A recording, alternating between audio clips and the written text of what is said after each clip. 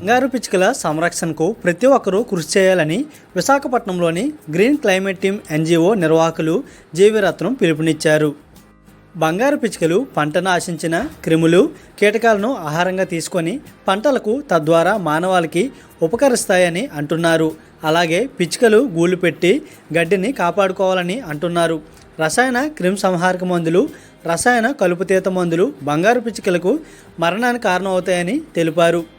అందుకే ముందుగా రసాయన కలుపుతీత మందులు నిషేధించాలని ప్రభుత్వాన్ని కోరారు.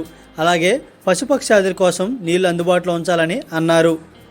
బంగారు పిచ్చుకలను కాపాడాలి అని మనం పనిచేస్తున్నాము. ఏదైతే అక్కడక్కడ కనిపిస్తున్న బంగారు పిచ్చుకలు ఉన్నాయో వాటిని ఆయా ప్రాంతాల్లో పరిరక్షించాల్సిన అవసరం ఉంది.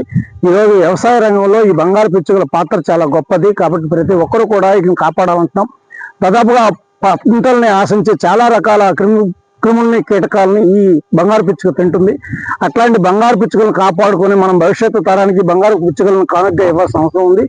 లేకుంటే మన భవిష్యత్తు చాలా ప్రమాదంలో పడుతుంది. ఈ బంగారు పిచ్చుకలు అనేవి చాలా ఎండంజర్డ్ స్పీసెస్ లో ఒకటిగా ఉన్నాయి. కాబట్టి వీటిని కాపాడాలని ప్రతి ఒక్కరిని మనం కోరుతున్నాం. ఈ Rambabu green climate change team Ratnam గారి ఆధ్వర్యంలో మా స్కూల్ని సందర్శించడం చాలా ఆనందంగా ఉంది.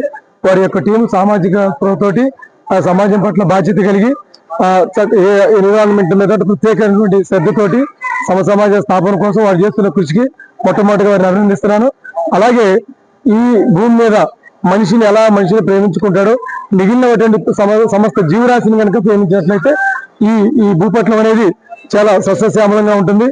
అలాగే ఈరోజు సేవ్ స్పారోస్ అంటే బంగారు పిచ్చుకల కోసం మా విద్యార్థులతోటి రత్నం గారి ఆధ్వర్యంలో కార్యక్రమం చేశారు.